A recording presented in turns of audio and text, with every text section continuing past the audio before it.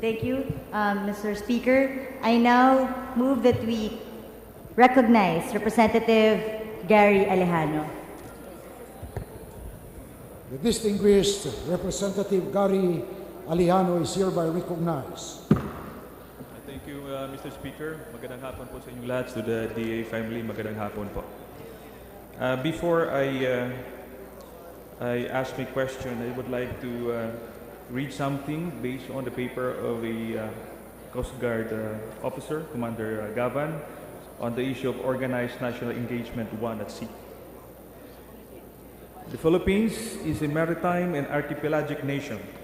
Its people are closely linked to the sea for food, commerce, and travel.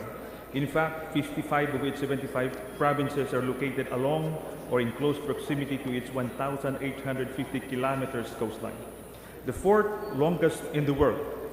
It is dotted with 2,456 government, private, and fishing ports, serving as nodes for domestic and international socio-economic and cultural integration. This does not include the coastal areas on which small boats leave and arrive hardly regulated to and from the 7,107 islands dispersed over 2.2 million square kilometers of maritime jurisdiction. With good English-speaking workforce, Filipino sea-based workers now comprise 20% of the global pool, providing annually a fresh cash of about $2.3 billion to the domestic economy. The country's dependence on the sea for carriage accounts to more than half of its gross domestic product and for all its imported energy needs. Globally, the Philippine waters have significant attributes with broad implications. Among others, they host major sea lanes astride the Asia-Pacific and Western economies through which pass every day. Over 50% by weight of cross-trade. For instance, the bulk of Australian exports to the economic giants of Asia pass solely along these trade routes, so as most of the market-hungry goods from a rising East Asia, with economic and consequently political center of gravity seen shifting towards this part of the world, ensuring freedom of navigation or the control thereof has increasingly been adding flavor to geopolitics in the area. Compounding the issue is the need to conserve and protect the Coral Triangle that contains the world's richest marine biodiversity. More so, in the aftermath of cheaper technologies and dwindling land-based resources, littoral states have become more aggressive in laying their respective claims on the maritime space. A case at point is the West Philippine Sea, which is believed to contain vast natural gas and possibly oil reserves, which can potentially offset the foreseeable decline of energy supply from the Middle East. In relation to this, Mr. Speaker, Mr. Sponsor, I just would like to ask the Department of Agriculture on the estimated wealth we have or the potential wealth we have in our maritime areas.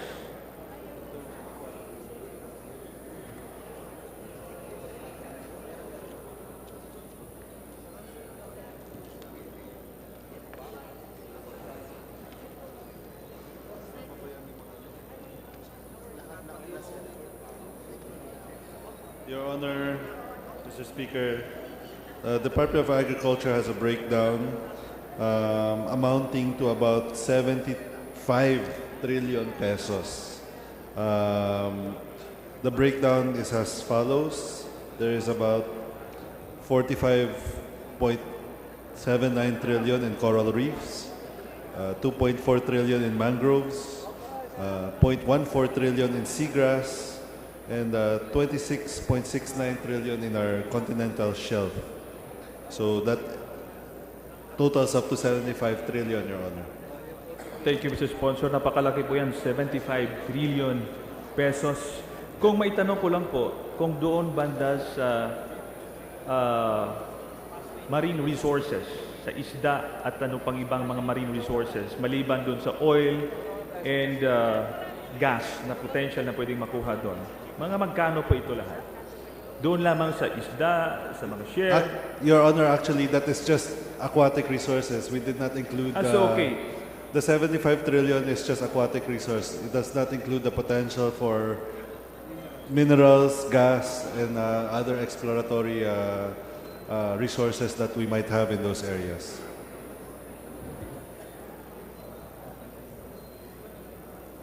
Okay. Yes, thank you, Mrs. Sponsor. Napakalaki po yan. And in relation to that, bilang potential na makukuha natin doon aquatic resources sa ating maritime areas, magkano bang inallocate ng ating gobyerno, especially sa Department of Agriculture, sa BFAR, na pondo upang ma-enhance, ma-exploit natin itong mga resources natin? Your Honor, the total budget of BFAR is approximately 6 billion pesos, 5.9 billion. 6 billion. 6 billion pesos. Thank you. But for 2018, 1.747 is allocated for regulatory functions, Your Honor. Thank you, Mr. Sponsor. Binanggit po kanina na yung potential wealth po natin sa ating maritime domain ay aabot ng estimated 75 trillion pesos. Pero yung budget po na ina-allocate po natin ay 6 billion pesos lamang sa BFAR. Napakalayo po. Napakalayo na sobrang maliit itong pondong binigay para sa BFAR. So may tanong ko lang po, baka naman hindi yung nag-recommend ang ating Department of Agriculture or ang BFAR para lalong ma-enhance natin at ma-exploit yung ating maritime resources. Did you recommend for a bigger budget? Your Honor, the Department of Agriculture proposed an 18 billion budget for BFAR, but unfortunately what was approved by the DBM was only approximately 6 billion pesos. Or So 80 billion. 18 billion. Out of 18 ay 6 billion po ang na-approve. Yes, Your Honor. Almost 6 billion. 5.999. Thank you, Mr. Sponsor. In relation again to this, magkano po ang na-allocate natin specifically sa pagpatibay ng ating interest at karapatan sa West Philippine Sea at saka sa Benham Rice, especially sa suporta sa ating mga mangingisda. So, out of 6 billion we have proposed for the Bureau of Fisheries and Aquatic Resources, magkano po dito ang inallocate natin para mapatibay ang ating claims sa West Philippine Sea, especially sa pagsuporta sa ating mga mangingisda?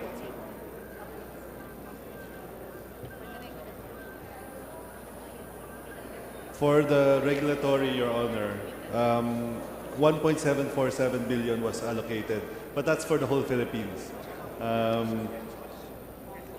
That's to do regulatory functions to cover the entire country, Your Honor. 1.74 million. Yes, Your Honor.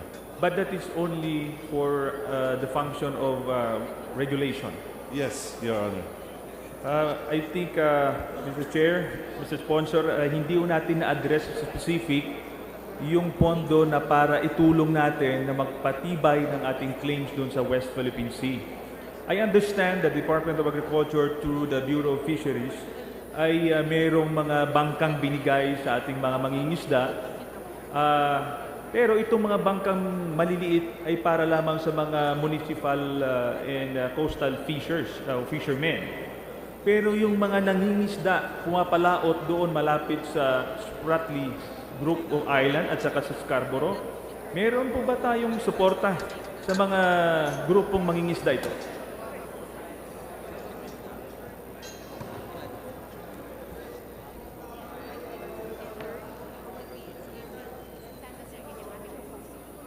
Well, Your Honor, there is a proposal from the BFAR for procurement of 30-footer vehicles amounting to 500 million pesos.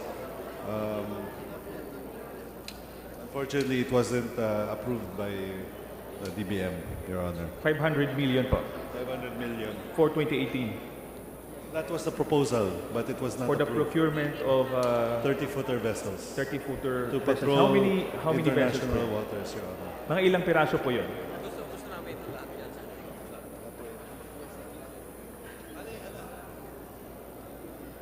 That's about 20 units, Your Honor. Thank you, Mr. Sponsor. Sa tingin ko po, kailangan nun nating bigyan ng atensyon ang ating yamang dagat dahil ito ay mas malaki ang area at mas malaki ang potential as compared to the land-based resources ng ating bansa. Napakaliit po ng pondo na ibinibigay natin sa Bureau of Fisheries.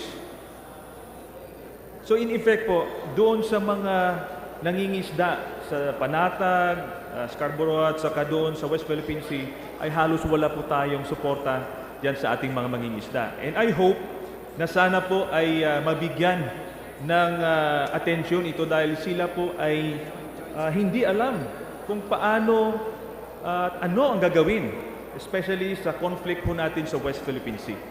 Ang next po na aking tanong ay meron bang proposal ang Bureau of Fisheries at through Department of Agriculture na magtayo ng research facility sa Benham Rice o Philippine Rice ngayon?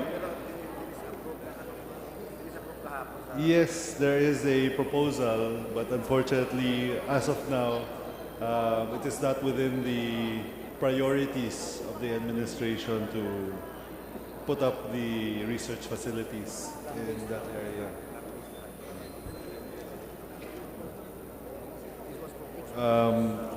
There's a proposal of a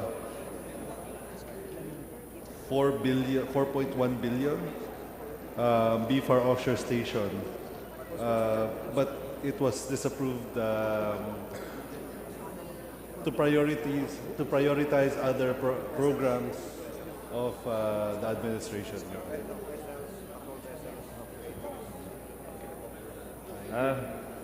Thank you, Mr. Sponsor. But for clarification, Your Honor, they prioritize vessels, patrol vessels, UAVs, and helicopters as opposed to the offshore station. So maybe in the next budget we will see this proposal bear fruition, Your Honor. So, pwede po bang malaman ano yung pinaka-objective ng paglalagay ng isang pasilidad doon sa Philippine Rice? Bakit po tayo nagpo-propose na maglagay ho doon? Well, Your Honor, the basis of ownership is possession. So the reason why the Philippines would want an offshore station in those areas would be to solidify our ownership in these areas, Your Honor. So that is one of the major reasons why you would want to put a offshore station in those disputed areas, Your Honor. Thank you, Mr. Sponsor. Narinig naman po natin na mayroong controversial na issue dyan na nagkaroon po ng survey yung mga Chinese vessels sa area ng Benham Rice, Philippine Rice ngayon. At yun ang parang wake-up call sa atin na yung ating mga maritime resources ay ini-exploit ng ibang bansa na tayo mismo ay hindi natin nagagamit because napabayaan ho natin. I understand doon sa proposal, kasama po dito sa proposal ng ating Department of Agriculture and BFAR is to establish a land-based coastal surveillance centers. Yun po ang kasama doon sa proposal ng ating Department of Agriculture kasi nga ho, yung ating mangingisda ay hindi ho alam ang gagawin kung merong emerhensya or merong paghaharas sa kanila no nanggaling sa China dahil nakalagay ho dito to support the operation in the national waters and to enable BFAR to provide additional support to LGUs in the municipal waters at the eastern and western seaboards dito sa West Philippine Sea at saka sa Philippine Rice a land-based coastal surveillance center in 2 strategic areas will be established. At nakalagay din dito ay magsiset up po tayo ng surface surveillance radar, communication system, automatic identification system, base station, radio direction finder, at itong mga other surveillance equipment. Napaka-importante pong proposal na ito dahil sa totoo po, nung nakausap po natin yung mga mangingisda, nung naharas sa West Philippine Sea, wala ho silang communication sa ating Coast Guard, sa ating government agencies, hindi nila alam kung anong gagawin. So, sa aking mga kasamahan, ini-encourage ho natin, I will support the proposal of the Department of Agriculture and BFAR, at sana madagdagan pa natin ang pondo na ito, and I will write personally to the appropriate committee para ho madagdagan ang pondo na ito dahil ang makuha ho natin na resources dyan ay di mas hamak na mas malaki kung ating aalagaan at bigyan pansin. So, with limited time, Mr. Speaker and Mr. Sponsor, I will wrap up and I will continue my questioning in the next opportunity. So I would like to thank Mr. Speaker and Mr. Sponsor for giving me the opportunity to ask some questions. So maraming salamat po. Magandang hapon. Thank you, Your Honor.